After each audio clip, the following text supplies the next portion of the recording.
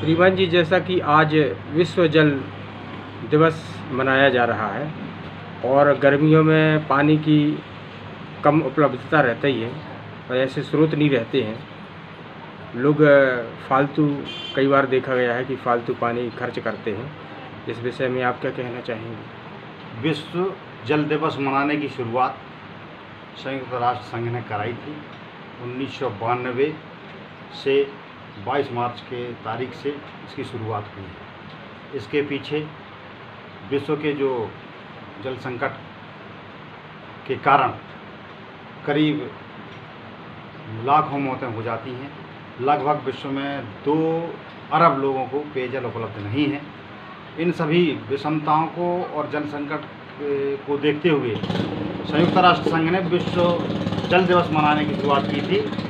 इसके माध्यम से ये होता है कि जल की अनुपलब्धता है या जो पृथ्वी के भूभाग पर 3/3 भूभाग पर जल भरा हुआ है, पर उसमें से मात्र 3% ही पीने योग्य और अन्य क्रियाकलापों के उपयोगी के रूप में जल है, जिसमें से 2% जल पहाड़ों में और उत्तरी और दक्षिणी ध्रुव में जमा हुआ है। मात्र 1% जल है जो पृथ्वी के 3/4 भूभाग पर जल है, उसमें से मात्र 1% जल ऐसा है जो पीने योग्य है।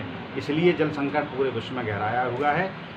किसी भी स्थिति में हम आप सभी नागरिकों को जागरूक होना पड़ेगा और जागरूकता के अभाव में हमको इस बहुत बड़ी चुनौती से जूझना पड़ सकता है। तो मेरा सभी से आग्रह है, चाहे वो ग्रामीण क्षेत्र हों, चाहे वो शहरी क्षेत्र हों और चाहे वो इस देश का या विश्व का कोई भी भूभाग हो, वहाँ पर हर व्यक्ति की, हर नागरिक की जवाबदारी बनती है कि वो जल का संरक्षण करें। तो शुद्ध पेयजल की उपलब्धता के लिए जो भी वाटर हार्वेस्टिंग है, गांव का पानी गांव में, खेत का पानी खेत में, जो भी विभिन्न तरीके के ये आयाम जो अपनाए जाते हैं जल संरक्षण के लिए, वो सभी लोग अपनाएं और इस भयावह संकट से बचने का प्रयास करें।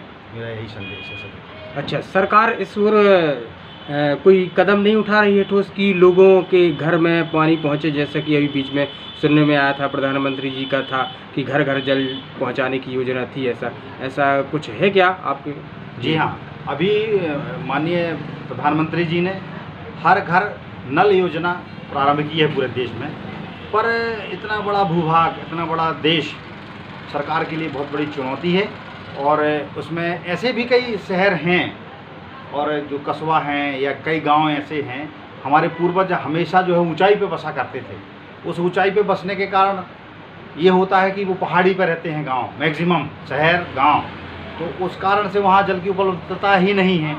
अभी अपना जैसे शाहनगर ब्लॉक है, शाहनगर ब्लॉक बहुत ऊंचाई पे बसा हुआ है। अब वहाँ आसपास जितने भी बोर होते हैं, सरकार के जितने भी प्रयास रहते हैं, वो प्राय विफल हो जाते हैं क्योंकि उपलब्धता ही नहीं है पानी की। तो इसमें सरकार मात्र का काम ना होकर ये लोगों की जागरूकता का भी काम है और यहाँ इसमें नागरिकों को भी इस संकट से उबरने के लिए सरकार का सहयोग करना पड़ेगा। जी, बहुत बहुत धन्यवाद।